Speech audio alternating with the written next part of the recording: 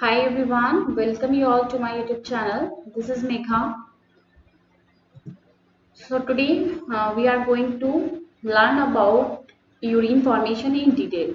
Earlier we have seen the three steps of the urine formation. Urine कैसे बनता है? That is known as uropoiesis. Uropoiesis मतलब urine formation.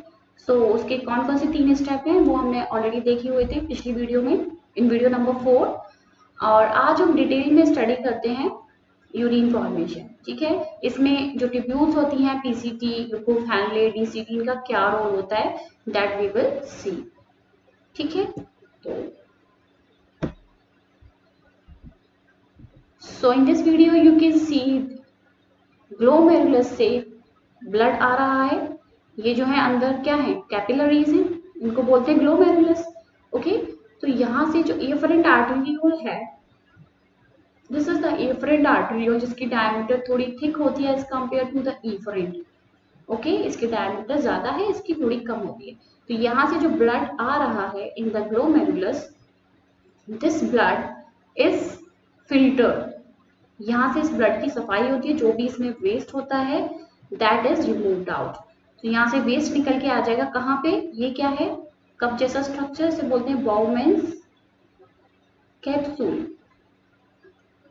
Okay, तो इसमें सारा वेस्ट निकल के बाउमेन्स कैप्सूल में आ जाता है। ठीक है, फिर ये ब्लड साफ होके चला गया कहाँ पे, इफरेंट आर्टेरियोल में। इजंट इट, ये क्लियर है, ये हमने ऑलरेडी देखा हुआ है। उसके बाद अब हम देखते हैं डिटेल में। So first of all we will see the structure of nephron. ये भी हमने कवर किया है लेकिन let's recap it. So nephron का दो पार्ट है, Malpighian body and renal tubule. Okay, renal tubule. Malpighian body contains glomerulus and Bowman's capsule. Renal tubule contains PCT, loop of Henle, DCT. Right? DCT के साथ साथ collecting tubule भी होता है इसमें, वो DCT का ही पार्ट है। और कलेक्टिंग ट्यूब्यूल जो होती है कई सारे नेफ्रॉन्स की कलेक्टिंग डक्ट से जुड़ जाती है। ठीक है, ये हमने देखा हुआ है। Let's draw the diagram again. So this is a cup shaped structure called the Bowman's capsule, and then there is a convoluted tubule is there. This tubule is called PCT. Then this PCT moves in the medulla region and forms the loop of Henle. So this is moving down, so we call it descending limb of Leukophallus. नीचे की तरफ जा रही है तो ये descending limb हो गई, और ऊपर की तरफ आ रही है तो असेंडिंग लिम्ब हो गई। ठीक है, असेंडिंग लिम्ब पहले थोड़ी पतली होती है and then it is thick. ठीक है, सो ये हो गई आपकी ascending limb, ascending limb of Leukophallus. Then this will form what? Distal convoluted tubule. And then there is a straight tubule, छोटी सी straight tubule है, उसको बोल देते हैं collecting tubule. So don't be confused in collecting tubule and collecting duct. Collecting tubule is a part of renal tubule. Tubule ही है ये, PCT proximal convoluted tubule, DCT distal convoluted tubule, isn't it? And this is the collecting tubule. Now many collecting tubules are connected to a common duct called collecting duct. ये collecting duct है। यहाँ पे आप देख सकते हो बहुत सारे जो है नेफ्रॉन्स की कलेक्टिंग ट्यूब्यूल्स आ रही है and this becomes thick at the end. इसका जो एंड ऐसे बोलते हैं डक्ट ऑफ बैलिनी। ओके, ये मैंने नहीं बताया था, वैसे इतना इंपॉर्टेंट नहीं है बट फिर भी जान लीजिए, इसको बोलते हैं डक्ट ऑफ बैलिनी। सो ये जो होता है डक्ट ऑफ बैलिनी कहाँ खुल रही है, ये at the end of the renal pyramid. ठीक है, ये रीनल पिरामिड है। आपने ये भी पता है ना, ऊपर वाला जो रीजन होता है किडनी में वो कॉर्टेक्स होता है। कॉर्टेक्स में क्या क्या, बोमेन्स कैप्सूल है, पीसीटी है, डीसीटी है, कलेक्टिंग ट्यूब्यूल है। तो ये जो लूप ऑफ हैनले होती है और जो कलेक्टिंग डक्ट है, कलेक्टिंग डक्ट तो दोनों में है, यहाँ पे कॉर्टेक्स में भी होती है कलेक्टिंग डक्ट और इसमें भी होती है पिरामिड में, ठीक है, इसको बोलते हैं मेड्यूलरी पिरामिड।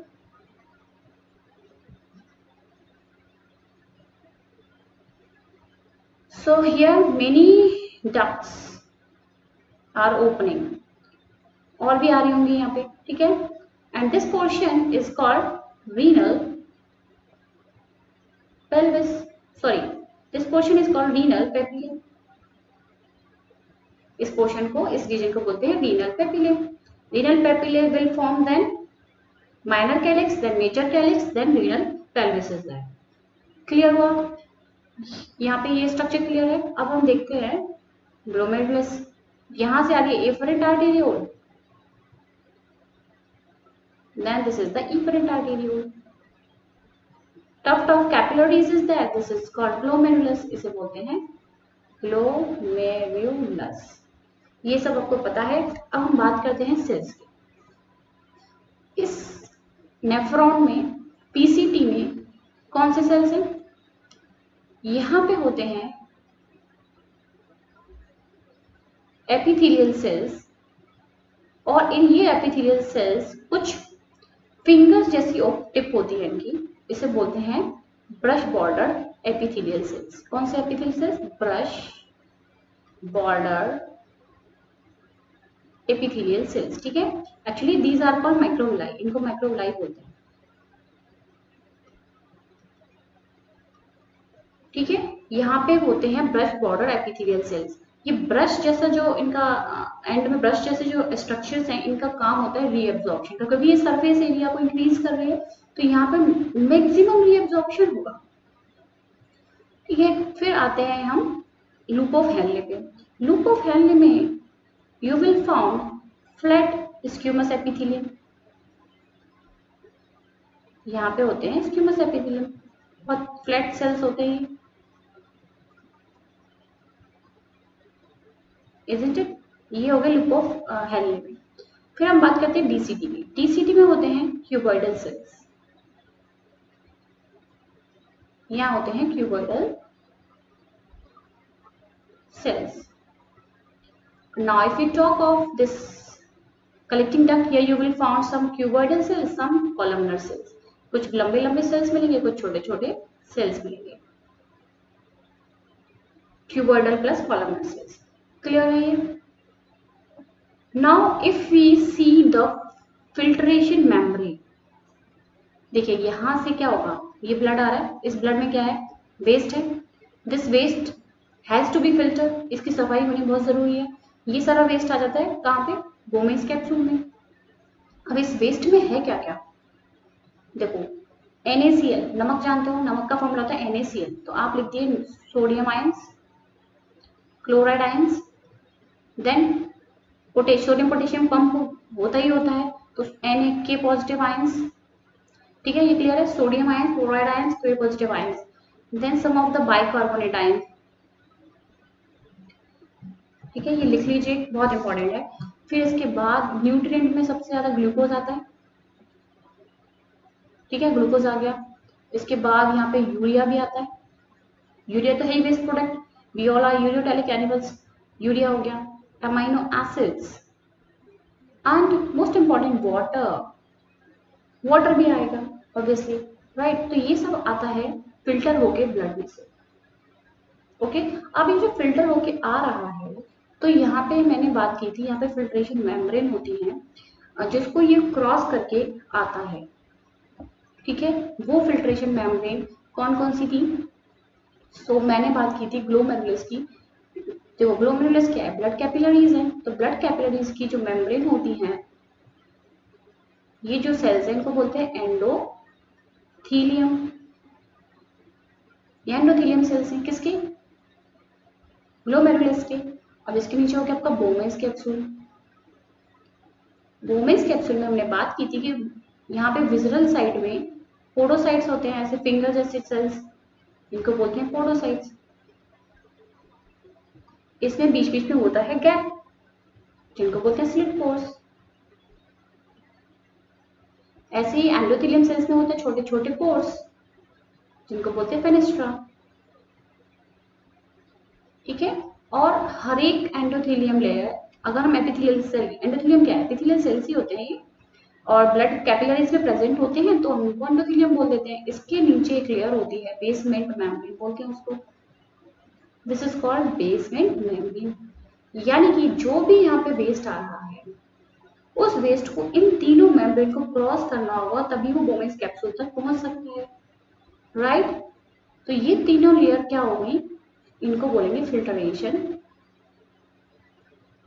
Filtration membrane.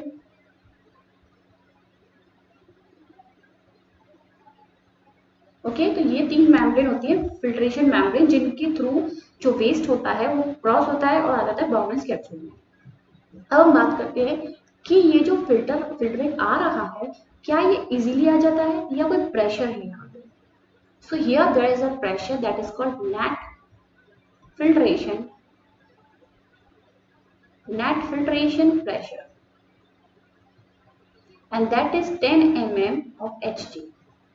यानी कि यहाँ पे जो ब्लड आ रहा है इन कैपिलरीज में, ग्लोमेरुलस में, that blood is applying some pressure, उस ब्लड की वजह से कुछ प्रेशर लग रहा है, उस प्रेशर की वजह से ये जो वेस्ट है, जो भी फिल्ट्रेट है, वो आ जाता है बोमेस कैप्सूल में। So that filtration pressure is 10 mm of Hg. This is very important. कितना प्रेशर है, 10 mm of Hg। क्लियर हो गया यहाँ तक। So this is the first step of urine formation called glomerular filtration। Glomerulus filter करना है तो glomerular filtration मिल गया इसको, राइट। अब हमने पिछले वीडियो में बात की थी कि हार्ट जो होता है that pumps 5000 ml of blood in 1 minute. ठीक है, हार्ट जो है वेंट्रिकल से 1 मिनट में 5000 ml ब्लड आ रहा है। ठीक है, इसमें से भी किडनी में कितना जा रहा है, in our kidney how much blood is entering, kidney में जा रहा है ओनली 1100 to 1200 ml। सो ये 5000 का कितना हुआ, 1/5 हुआ। सो 5000 का 1/5 ब्लड जाता है किडनी में फॉर द फिल्ट्रेशन। ओके, अब फिल्ट्रेशन जब होता है तो आपने देखा कि वेस्ट आ रहा है, जो भी लो मॉलिक्यूलर वेट के मॉलिक्यूल्स हैं वो फिल्टर हो रहे हैं, लेकिन plasma proteins can not come. यहाँ पे जो प्लाज्मा प्रोटीन्स हैं वो नहीं आ सकती, ना ही आपके आरबीसी आ सकते हैं, ना ही डब्ल्यूबीसी आ सकते हैं, क्योंकि उनका साइज ज्यादा है, वो क्रॉस नहीं कर सकते मेम्ब्रेन्स को, तो ये सब चीजें नहीं आएंगी। ओके, और ये जो फिल्ट्रेशन हो रहा है आप देख सकते हो कि छोटी छोटी चीजें आ रही हैं, जिनका लो मॉलिक्यूलर वेट है वो तो क्रॉस कर रहा है, लेकिन हाई मॉलिक्यूलर वेट जो है और साइज जिसका ज्यादा है वो नहीं पास हो सकता। तो ऐसे फिल्ट्रेशन को हम बोलते हैं ultra filtration. Okay, and this filtration is under pressure, right. Glomerular filtration rate, glomerular filtration rate GFR, GFR मतलब 1 मिनट में ये जो फिल्ट्रेट आ रहा है वो कितना आ रहा है। हम सारे नेफ्रॉन्स की बात कर रहे हैं, we are not talking of single nephron, we are talking of all the nephrons of both the kidneys. So this GFR is 125 ml of 125 ml per minute, यानी कि 1 मिनट में आता है 125 ml। एक दिन में कितना आता है, 180 litre in a day. So you can see 180 liter in a day the filtrate is coming। Okay, and how much we excrete? We excrete around 1 to 2 liter only। So it means that around 99% of the filtrate is reabsorbed। जो भी यहाँ पे filtrate आया उसमें से 99% reabsorb हो जाता है ट्यूब्यूल से। ओके, जो भी ट्यूब्यूल आपकी PCD, DCD, कलेक्टिंग डक्ट, ये सब ट्यूब्यूल्स हैं, इनसे reabsorb हो जाएगा, right। Now we can move on to the next step, that is the tubular reabsorption। First step clear है, glomerular filtration। ठीक है, ग्लोमेरुलर फिल्ट्रेशन क्लियर हुआ, जो भी फिल्ट्रेशन आ रहा है ग्लोमेरुलस के थ्रू वो क्या, ग्लोमेरुलर फिल्ट्रेशन। इसमें से क्या क्या आता है ये हमने देख लिया, sodium ions, chloride ions, potassium ions, bicarbonate ions, glucose, urea, amino acids, water.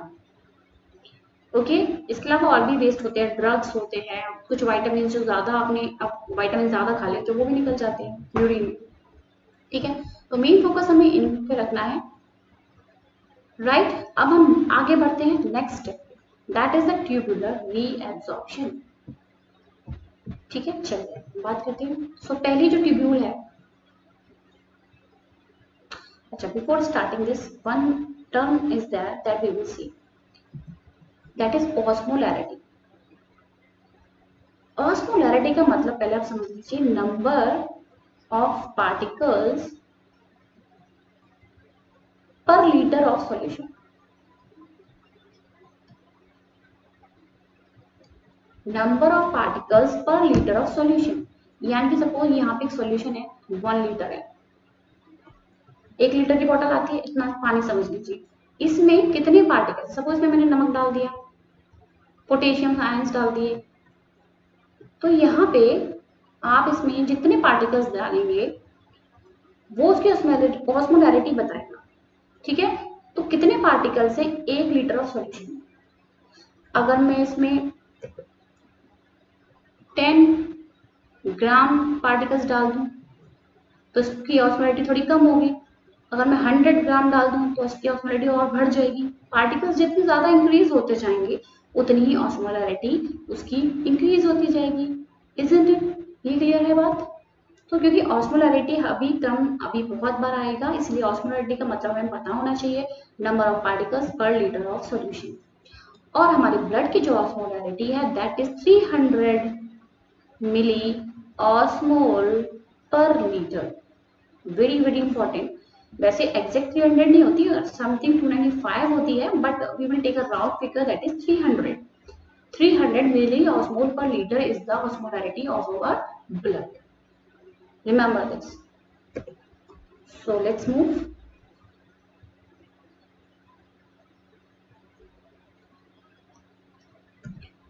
तो अब हम बात कर रहे थे नेक्स्ट स्टेप की, ग्लोमेरुलर फिल्ट्रेशन हो गया। अब हम बात कर रहे हैं next step that is tubular reabsorption, right. So let us draw, this is the women's capsule. सो सबसे पहले मैं बना लेती हूँ पीसीटी। ये आपकी पीसीटी। देखिए हमने बात करी थी कि 99% रीअब्जॉर्प्शन हो जाता है। 99% में से भी 70 to 80% कहाँ रीअब्जॉर्ब हो रहा है? पीसीटी में। वेरी इंपॉर्टेंट, पीसीटी में 70 से 80% यही एब्जॉर्प्शन हो जाता है। रीजन यहाँ पे होते हैं ब्रश बॉर्डर एपिथेलियम, क्योंकि यहाँ पे सरफेस एरिया ये जो सेल्स होते हैं इंक्रीज कर देते हैं, जिसकी वजह से रीअब्जॉर्प्शन हो जाता है। ठीक है, तो let us draw some more things. ये हो गया आपका ग्लोमेरुलस, एफरेंट आर्टरी और इफरेंट आर्टरी, और ये हो गया आपका ग्लोमेरुलस। ये यहाँ पे बनाएंगी पेरिट्यूबुलर कैपिलरीज, यहाँ पे कैपिलरीज बना दी है हमने। ठीक है, ये है आपकी peri tubular capillaries. So what we have seen, sodium आया, पोटेशियम आयंस आए, क्लोराइड आयंस आए, urea, amino acids, bicarbonate ions, water. So this is all the waste present in the filtrate. Now this waste is traveling. ये जो filtrate है ये यहाँ आ गया। PCT में क्या होगा? Absorption होगा। अभी मैं absorption नहीं बोलेंगे सर, reabsorption बोलेंगे, क्योंकि absorption तो यहाँ पे हो चुका है एक बार, अब दोबारा से absorption हो रहा है, so we call it reabsorption। ठीक है, तो यहाँ पे जो cells हैं, इन सेल्स में जो ब्रश बॉर्डर सेल्स की बात करें, इनमें बहुत सारे माइटोकॉन्ड्रिया होते हैं। ये माइटोकॉन्ड्रिया का काम क्या है? पावर देना एटीपी के फॉर्म में, है ना।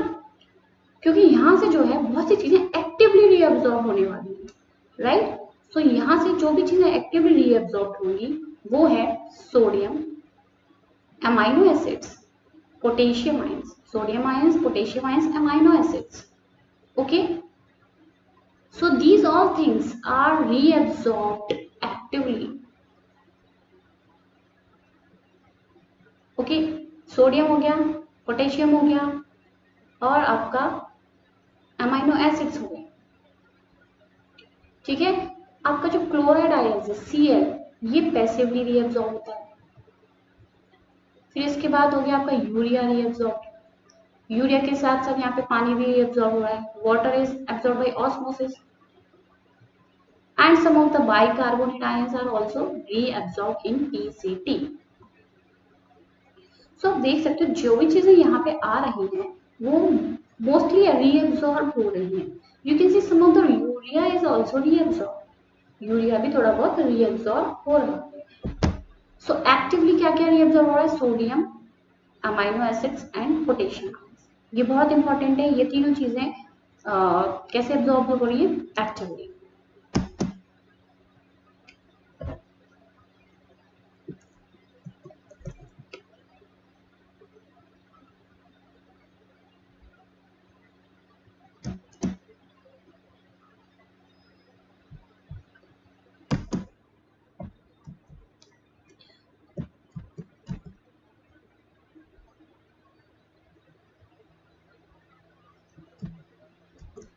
Sorry, so we are talking of active and passive reabsorption.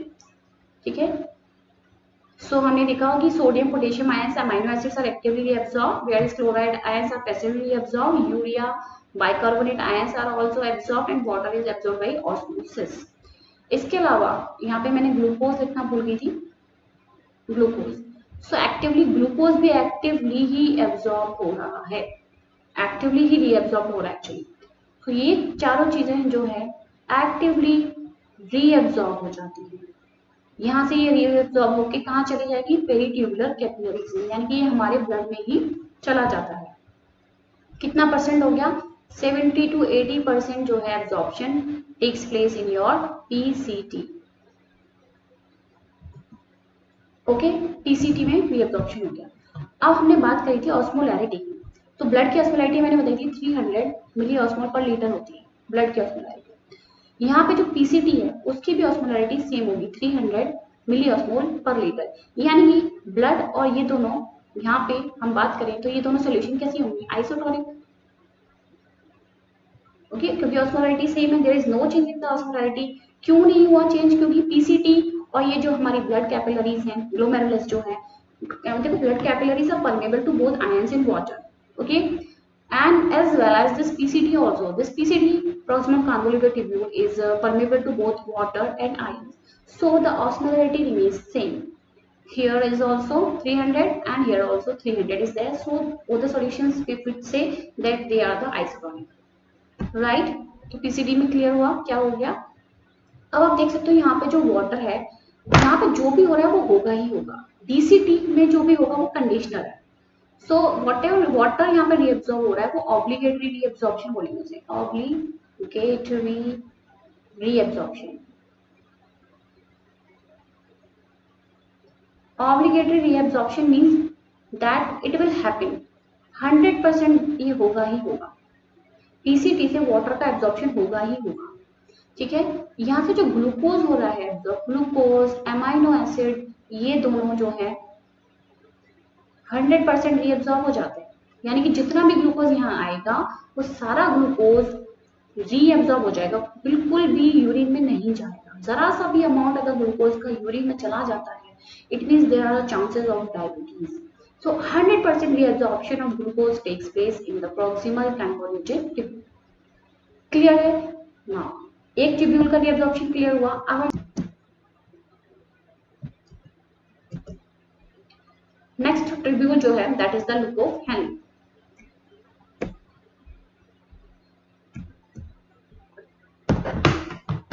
Right, now we will talk of loop of Henle. So loop of Henle, here this is the descending limb and this is the ascending limb. Okay, अब हम एक चीज और यहाँ पर discuss करने वाले हैं. ये है आपका मेड्यूला रीजन. यहाँ पे मेड्यूला रीजन की जो ऑस्मोलैरिटी है वो कुछ डिफरेंट है. जैसे ही आप अंदर की तरफ जाएंगे, टिप की तरफ मेडुला की, यानी कि ये पेपिले होता है ना, यहाँ की तरफ अगर हम जाएंगे तो ऑस्मोलैरिटी नीचे की तरफ जाते जाते ऑस्मोलैरिटी इंक्रीज होती जाती है. ऑस्मोलैरिटी समझ में आया? Number of particles per litre of solution, यानी कि पार्टिकल्स का जो नंबर है वो इंक्रीज हो रहा है. राइट. कॉर्टेक्स रीजन में जो भी बात करी थी हमने वो 300 थी, तो यहाँ पे हम 300 लिख लेते हैं. फिर आप जैसे नीचे जाओगे वो इंक्रीज होती जाएगी. 400, 500, 600.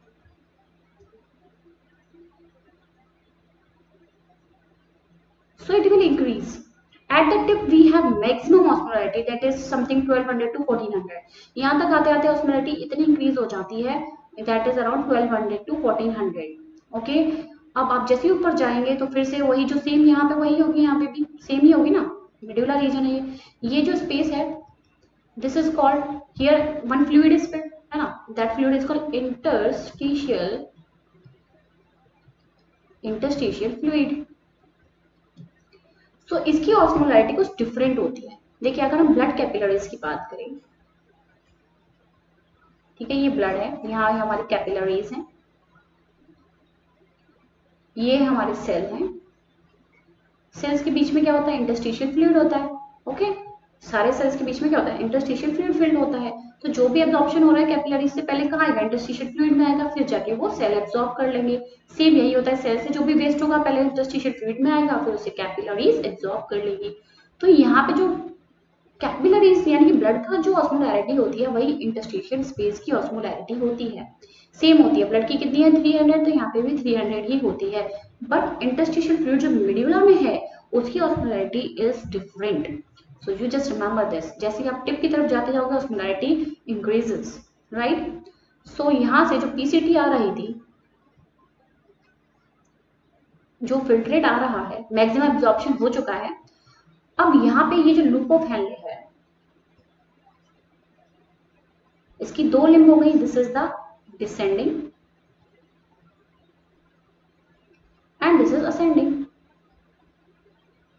अब यहाँ पे बहुत इंपॉर्टेंट चीज ये है कि जो डिसेंडिंग लिम्ब है it is permeable to water. ये आप याद रखिए, it is permeable to water, whereas the ascending limb is permeable to ions. यानी कि यहाँ से आयंस बाहर आ सकते हैं, यहाँ से वाटर बाहर आ सकता है. यहाँ से ions, it is impermeable to ions, impermeable to ions, and this is permeable to ions and impermeable to water. ठीक है, अपोजिट है दोनों लिंब. ठीक है, क्लियर है. So what you have seen कि descending limb of loop of Henle is permeable to water, ascending limb is permeable to ions. So filtrate यहाँ पे travel कर रहा है, filtrate यहाँ आ रहा है PCT से. Now you can see the concentration of ions here. यहाँ पे जो blood की osmolarity है, सॉरी filtrate की जो osmolarity है that is 300. ओके, अभी हम इसके यूरिन नहीं बोल रहे, we are calling it a filtrate only. अभी यहाँ से बहुत कुछ रीअब्सॉर्ब होगा, बहुत कुछ सिक्रीट होगा, तब जाके कहीं यूरिन बनेगा कलेक्टिंग डक्ट में. अभी this is the primary urine और we call it a filtrate, glomerular filtrate. ठीक है, या फिर अल्ट्रा फिल्ट्रेट बोलते हैं. सो जैसे ही नीचे आता जाएगा ये फिल्ट्रेट, बाहर देखेंगे इसको बहुत सारे ions. Okay, lot of ions are there outside. So wherever there are ions, जहाँ पे आयंस ज्यादा होते हैं वहां पे वाटर मूव करता है. और ये वाली लिम्ब तो परमेबल है पानी के लिए, तो ऑब्वियसली नीचे जैसे जाता जाएगा यहाँ से पानी मूव होता जाएगा बाहर. ओके, क्या होगा एंड तक आते आते कि जो फिल्ट्रेट अंदर जो ट्रेवल कर रहा है उसकी ऑस्मोलैरिटी वही हो जाएगी जो बाहर थी. क्योंकि अगर सेमी परमेबल मेम्ब्रेन होती है तो दोनों साइड इक्विलिब्रियम मतलब बैलेंस होना चाहता है. मतलब नेचर में जो भी चीज होती है, अगर सेमी परमेबल मेम्ब्रेन लगा दें तो दोनों साइड क्या हो, कंसंट्रेशन एक सा होना चाहेगा. सो वही यही यहाँ पे हो रहा है कि जितनी बाहर ऑस्मोलैरिटी थी वही अंदर हो जाएगी. तो यहाँ पे भी टिप पे आप देखोगे यहाँ पे 1200 हो जाएगी ऑस्मोलैरिटी. किसकी ऑस्मोलैरिटी, फिल्ट्रेट की. तो जो बाहर थी वही ऑस्मोलैरिटी अंदर हो गई. यहाँ से पानी निकल गया है ना, वाटर निकल गया, पानी निकल गया तो ऑब्वियसली कंसंट्रेशन इंक्रीज हो रहा है. ये आपको क्लियर है ना. पानी किसी चीज में हम ज्यादा मिला दें तो डायल्यूट हो जाते हैं, पानी निकाल दें तो वो कंसंट्रेट हो जाती है चीज, सॉल्यूशन. तो ये सॉल्यूशन कैसी हो गई, कंसंट्रेट हो गई. अब यहाँ से फिल्ट्रेट इज मूविंग अप. ठीक है, यहाँ पे क्या होता है, पैसिव रीएब्जॉर्प्शन होता है. जो थिन लिम्ब है, असेंडिंग लिम्ब की बात करें, असेंडिंग लिम्ब में थिन लिम्ब भी है और थिक लिम्ब भी है. थिन लिम्ब से पैसिव रीएब्जॉर्प्शन होता है किसका, सोडियम पोटेशियम क्लोराइड आयंस का. ठीक है, यहां से हो गया पैसिव रीएब्जॉर्प्शन. तो सोडियम आयंस जो होते हैं पैसिवली और एक्टिवली दोनों तरह से रीएब्जॉर्ब होते हैं, सोडियम पोटेशियम. जैसे ही आप ऊपर जाते जाएंगे, जैसे ये जो है यहाँ पे थिक लिम्ब में पहुंच जाएगा फिल्ट्रेट. यहाँ पे होते हैं कुछ pumps. These pumps are helping to move out the ions out. ठीक है, इन पंप के थ्रू आयंस और ज्यादा बाहर आ जाते हैं। ये पंप्स जो होते हैं ये सोडियम आयंस को और बाहर निकालते हैं, सोडियम आयंस क्लोराइड आयंस को और भी ज्यादा बाहर निकालते रहते हैं। तो यहाँ से जाते जाते जब फिल्टर ऊपर जाता है तो आयंस बाहर आ रहे हैं, NaCl। यहाँ पे क्या हो रहा है, एक्टिव रीएब्जॉर्प्शन हो रहा है, एक्टिव। सो थिन लिम्ब में पैसिव रीएब्जॉर्प्शन था, थिक लिम्ब में एक्टिव रीएब्जॉर्प्शन हो रहा है आयंस का, क्योंकि ये वाली लिम्ब जो है ascending limbs is permeable to ions. यहाँ पे पानी अंदर नहीं जा सकता because it is impermeable to water and permeable to ions. Ions are coming out. जैसे आयंस बाहर जाते जाएंगे, किसी सॉल्यूशन में से आयंस बाहर निकाल रहे हो आप, तो सॉल्यूशन कैसी होगी, डाइल्यूट हो जाएगी, है ना। पानी निकालोगे तो कंसंट्रेट होगी, आयंस निकाल दोगे डाइल्यूट हो जाएगी। ठीक है, तो यहाँ से आयंस निकाल दिए, यहाँ से फिल्ट्रेट ऊपर जाएगा, कहाँ पे जाएगा, DCT में। सो DCT में जब फिल्ट्रेट पहुंचता है तो यहाँ से बहुत सारे आयंस निकल गए होते हैं। यहाँ पे जो ऑस्मोलैरिटी हो जाती है फिल्ट्रेट की, दैट इज समवट 150 और 100 मिली ऑस्मोल पर लीटर। यहाँ तक क्लियर हुआ। फिल्ट्रेट की जो ऑस्मोलैरिटी है वो DCT तक पहुंचते पहुंचते बहुत कम हो जाती है as compare to the blood. अब ब्लड की ऑस्मोलैरिटी कितनी थी, 300, यहाँ पे हो गई 150। तो अब ये सॉल्यूशन जो है ब्लड के कंपैरिजन में कैसी होगी, इज इट हाइपोटोनिक ना। ठीक है, ये हाइपोटोनिक हो गई। और आप जब यहाँ पे देख रहे थे लूप ऑफ हेनले जब नीचे जा रहा है फिल्ट्रेट डिसेंडिंग लिम्ब में, तो कंसंट्रेशन इंक्रीज हो रही थी, यानी कि यहाँ पे जो सॉल्यूशन है that is hypertonic. So we can say the descending limb is a concentrating limb, concentrate कर रही है लिक्विड को, whereas the ascending limb is the diluting limb। Clear? ascending limb diluting limb है और descending limb कैसी है, concentrating। Clear है ये, ascending limb diluting, descending limb is concentrating। ये बात समझ में आई। क्योंकि यहाँ से पानी निकल रहा है तो कंसंट्रेशन बढ़ रही है, इसलिए जो डिसेंडिंग लिम्ब होती है वो कॉन्सेंट्रेटिंग लिम्ब होती है। और असेंडिंग लिम्ब में आप देख सकते हो कि आयंस आ रहे हैं बाहर, तो आयंस बाहर आने से जो फिल्ट्रेट है वो डाइल्यूट हो जाएगा। It means this is a diluting limb. Hope it is clear to you now. So loop of Henle में ये सब काम होता है। ये याद रखना है कि असेंडिंग लिम्ब और डिसेंडिंग लिम्ब किस किस के लिए परमेबल है, बहुत इजीली याद रहेगा। डिसेंडिंग लिम्ब नीचे की तरफ जा रही है उससे पानी निकलेगा, ठीक है, नीचे जा रहा है पानी निकलता जा रहा है, ऊपर जा रहा है आयंस निकलते जा रहे हैं। क्लियर?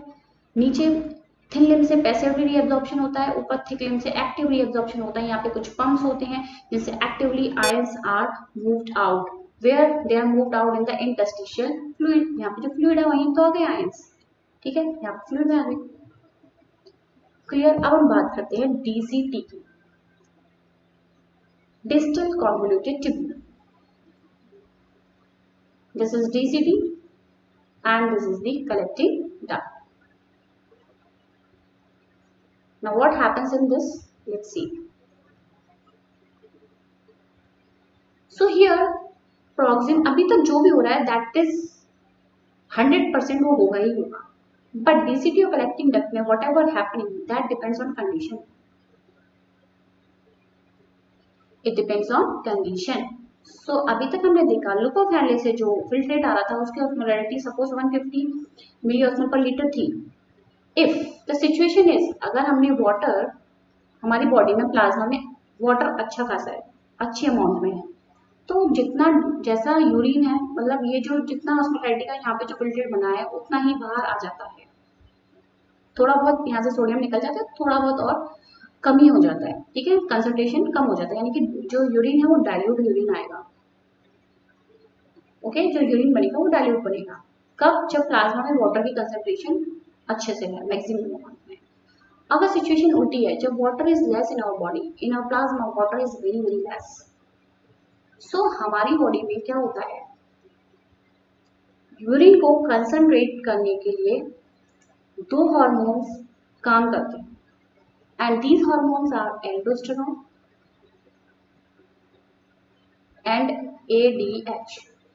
तो यहाँ पे जो भी काम होगा DCT और कलेक्टिंग डक्ट में depends on the condition when the amount of water is more then diluted urine is secreted and when the amount of water is less then concentrated urine is excreted not secreted excreted. So यहाँ पे पहले हम बात करते हैं anti diuretic hormone की। Anti diuretic hormone, so this is anti against urine formation, ज्यादा पानी को लॉस्ट नहीं होने देगा। So it will make this membrane permeable to water. It will make this hormone anti diuretic hormone जो है कहाँ से आता है, पिट्यूटरी ग्लैंड की पीछे वाली लोब जो है पोस्टीरियर लोब, ठीक है। पोस्टीरियर लोब में यहाँ पे आप जानते हैं कि हाइपोथैलेमस में जो न्यूरॉन्स होते हैं ये न्यूरॉन्स बनाते हैं एंटी डायूरेटिक हार्मोन, ये यहाँ पे स्टोर हो जाता है। अब जैसे ये रिक्वायरमेंट होती है it will move in our blood. यहाँ से ये हार्मोन निकल के पहुंच गया DCT के पास। जैसे ये हार्मोन यहाँ आएगा, यहाँ से वाटर रीअब्सॉर्ब होना शुरू हो जाएगा। वाटर का reabsorption starts from here and from here because this membrane is now permeable to water. जब ADH हार्मोन नहीं एक्ट कर रहा था तब ये इम्परमेबल थी पानी के लिए। जैसे ही ADH एक्ट करेगा ये परमेबल हो जाएगी वाटर के लिए, पानी और रीअब्सॉर्ब हो जाएगा क्योंकि हमारी बॉडी में पानी की कमी हो गई है। तो उसको पूरा करने के लिए यूरिन में हम पानी को नहीं जाने देंगे, that water is reabsorb in our blood, ठीक है। तो ये यहाँ से पानी रीअब्सॉर्ब हो रहा है, ये यहाँ पे हमारी जो पेरिट्यूबुलर कैपिलरीज हैं, ये पेरिट्यूबुलर कैपिलरीज में ब्लड चला जाएगा, सॉरी पेरिट्यूबुलर कैपिलरी में वाटर चला जाएगा नॉट ब्लड। तो ये वाटर रीअब्सॉर्ब हो गया यहाँ से और कलेक्टिंग डक्ट से। So you can C anti diuretic hormone acts on DCT and collecting duct so that the water is absorbed reabsorbed. Now next hormone is aldosterone. This hormone is present kidney के ऊपर। कौन सा gland है, adrenal gland. Adrenal gland के भी दो reason होते हैं, कॉर्टेक्स और मेडुला। कॉर्टेक्स रीजन की जो बाहर वाली लेयर है वो सिक्रेट करती है एल्डोस्टेरोन। एल्डोस्टेरोन जाता है DCT के पास, यहाँ पे इसको परमेबल कर देता है किसके लिए, सोडियम आयंस के लिए। So this membrane becomes permeable to sodium ions. So यहाँ से maximum sodium ions are reabsorb. Sodium ions के साथ साथ थोड़ा बहुत पानी भी एब्जॉर्ब हो जाएगा क्योंकि वहां जहाँ आयंस जाएंगे वहां पानी जाएगा ही जाएगा। तो सोडियम के साथ साथ पानी भी और रीअब्सॉर्ब हो जाता है, तो urine becomes more and more concentrated, isn't it. So पहला रोल था एंटी डायूरेटिक हार्मोन का, दूसरा रोल आपने देख लिया एल्डोस्टेरोन का, third role is of urea is where, ठीक है। यूरिया यहाँ से निकलना शुरू हो जाता है। जैसे यूरिन यहाँ पे आएगा कलेक्टिंग डक्ट से यूरिया निकलेगा, यूरिया के पीछे पीछे क्या निकलेगा, पानी। यूरिया इसीलिए निकलता है कि वाटर का रीअब्सॉर्प्शन हो सके, जिससे यूरिन हमारी कॉन्सेंट्रेटेड हो सके, ठीक है। तो आप देख सकते हो कि पानी का कितना बड़ा रोल है। अगर आपकी बॉडी में पानी कम होगा तो यूरिया मैक्सिमम रीअब्सॉर्ब हो जाएगा, that is very very harmful. So we have to drink lot of water because we have to remove this urea out from our body, isn't it right? So we have to drink around 10 glasses of water in a day. So this is what the role of antidiuretic hormone, aldosterone and urea. So these three will help in making the urine more and more concentrated. तो अब जो urine बनेगा, this urine is concentrated urine, ठीक है। यहाँ पे जो urine बनेगा उसकी कॉन्सेंट्रेशन 1200 तक हो सकती है। जो अंदर आपने देखा था 1200 कॉन्सेंट्रेशन की इंटरस्टिशियल फ्लूइड में उतना यूरिन कॉन्सेंट्रेटेड बना सकते हैं, that is 4 times of our blood osmolarity, ठीक है। ब्लड की ऑस्मोलैरिटी कितनी 300, 4 को 3 से मल्टीप्लाई कर दो, कितना हो गया 1200। तो यानी कि हम जो ब्लड की ऑस्मोलैरिटी है उससे जो 4 टाइम्स हम यूरिन कंसंट्रेटेड एक्सक्रीट कर सकते हैं, right guys, clear. So here we have seen the tubular reabsorption. अभी तक हमने ट्यूबुलर रीअब्सॉर्प्शन देखा, तो हमने पहले क्या देखा, लेट्स रिकॉल। सो PCT में वाटर रीअब्जॉर्प्शन होगा उसे बोलते हैं ऑब्लिगेटरी रीअब्जॉर्प्शन। यहाँ पे ग्लूकोज पूरा रीअब्जॉर्ब हो जाएगा, अमीनो एसिड सब रीअब्जॉर्ब हो जाएंगे, 70 से 80% रीअब्जॉर्प्शन हो जाएगा पीसीटी में। लिपोफैलिक की जो नीचे जो लिंक जा रही है that is the descending link, that link is permeable to water. ठीक है, नीचे वाली लिंक परमेबल है पानी के, तो यहाँ का जो फिल्ट्रेट हो रहा है वो नीचे जाते जाते कैसा हो जाएगा, कॉन्सेंट्रेटेड, और ऊपर जब जाएगा तो आयंस निकल जाएंगे, तो ऊपर जाते जाते हो जाएगा डाइल्यूट, फिल्ट्रेट हो गया डाइल्यूट, डीसीटी में डाइल्यूट फिल्ट्रेट पहुंच गया। अब डिपेंड्स ऑन द कंडीशन कि आपकी बॉडी में पानी कितना है, यानी कि इस ब्लड में प्लाज्मा में कितना वाटर है। अगर ज्यादा है तो जैसा है उतना ही संभाव, थोड़ा बहुत और आयंस निकल जाते हैं और डाइल्यूट हो जाता है, उतना यूरिन निकल जाता है बाहर। मान लीजिए यहाँ तक आते आते 100 हो गया, तो ये डाइल्यूट हो गया और ज्यादा डाइल्यूट हो गया और आयंस इसके निकल गए, क्योंकि एल्डोस्टेरोन थोड़ा बहुत तो एक्ट कर ही रहा है ना, यहाँ पे थोड़ा बहुत तो एक्ट कर रहा है, तो एल्डोस्टेरोन की वजह से कुछ कुछ सोडियम आयंस निकलते रहते हैं और डाइल्यूट हो जाता है। और सिचुएशन अगर चेंज है कि पानी कम है, यहाँ पे पानी कम है, तो एल्डोस्टेरोन, एंटी डाययूरेटिक हार्मोन और यूरिया का बहुत बहुत इंपॉर्टेंट रोल है। ये तीनों हेल्प करते हैं यूरिन को कॉन्सेंट्रेटेड बनाने के लिए। ठीक है, हम कितना कॉन्सेंट्रेटेड यूरिन सिक्रीट कर सकते हैं, हमारी जो ब्लड की ऑस्मोलैरिटी है उससे 4 times concentrated urine we can secrete out from our body. Okay, clear? So now here is a table, and this we will write down what is happening in all the tubules. So पहले हम PCT की बात करते हैं। PCT में क्या था, 70 to 80% reabsorption हो रहा था, राइट? और इसमें किस किस का रीअब्जॉर्प्शन हो रहा था, sodium, potassium, chloride, amino acids, urea, glucose and water. Okay, और यहाँ पे जो रीअब्जॉर्प्शन हो रहा है वो ऑब्लिगेटरी है, ऑब्लिगेटरी एब्जॉर्प्शन ऑफ वाटर है।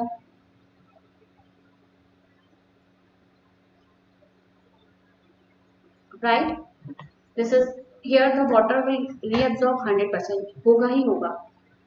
कलेक्टिंग डीसीटी की बात करें तो यहाँ पे कंडीशनल रीअब्सॉर्प्शन होता है, कंडीशनल रीअब्सॉर्प्शन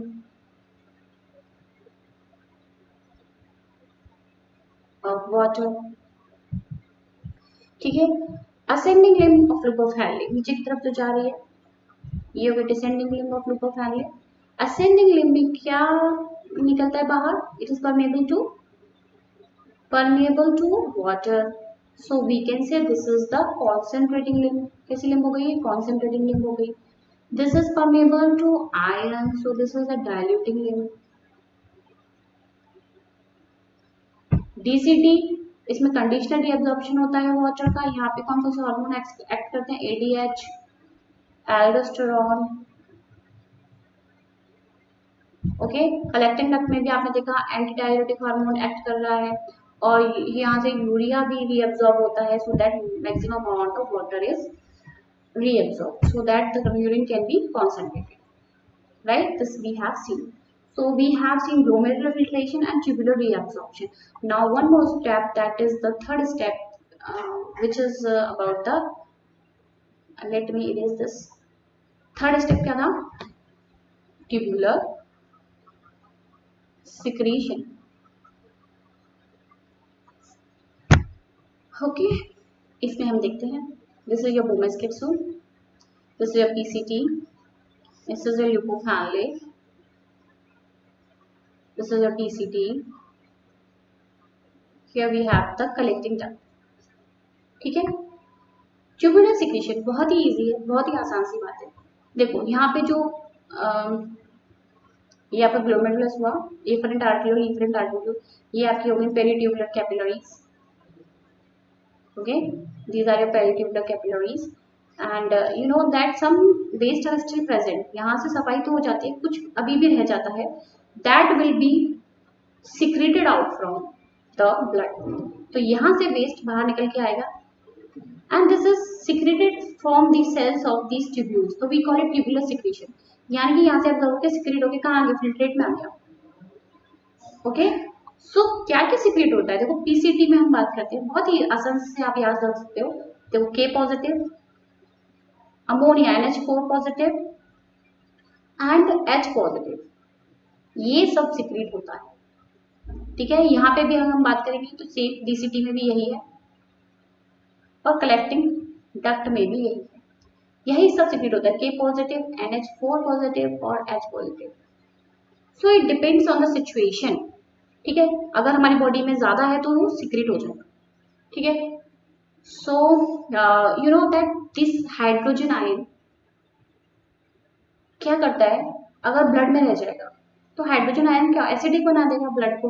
ब्लड का जो पीएच है दैट इज समहाउ बेसिक, ठीक है, 6 to 8 मान लेते हैं नॉर्मल रेंज, 6 to 8 यानी कि थोड़ा और बेसिक होता है पीएच। तो हाइड्रोजन आयंस अगर ब्लड में होंगे तो क्या हो जाएगा, पीएच कैसा हो जाएगा, एसिडिक हो जाएगा ना। So these ions are to be secreted so that the pH of our blood should be maintained। हमारे जो ब्लड का pH है वो बना रहे, इसलिए ये आयन जो है सिक्रेट हो जाते हैं। अगर इनका अमाउंट ज्यादा हो जाता है ब्लड में तो ये सिक्रेट हो जाते हैं, depends on the situation. So you can easily remember K positive, ammonia, H positive. देखो कुछ ड्रग्स भी होती हैं, कुछ वाइटामिन होती हैं, कुछ आप जो मेडिसिन वगैरह खा रहे हो आपकी बॉडी इसमें अब यूज नहीं है तो क्या होगा, बाहर निकलेंगे, तो वो भी सब निकलते हैं, निकल जाते हैं इससे, ठीक है। So this is what you have to remember in the urine formation. In the next video, we will learn about counter current mechanism in detail. So thank you for watching, guys. Please subscribe my channel and hit the bell icon. I usually uploading the videos for you all, and my videos are very helpful for NEET and AIIMS aspirant. और जैसे ही एक बार मैं सारी अब videos में सारे chapters की upload कर दूंगी, उसके बाद we will go through the questions. उसके बाद हम क्वेश्चंस पढ़ा करेंगे डेली, और we will means so that I can help you in clearing your NEET exam, ठीक है। अगर कहीं भी आपको कोई भी प्रॉब्लम हो रही है किसी भी चैप्टर में, आपको लग रहा है कि ये चैप्टर पहले पढ़ा दिया जाए, तो आप कमेंट बॉक्स में लिख सकते हैं, I will upload that chapter first. Okay, thank you.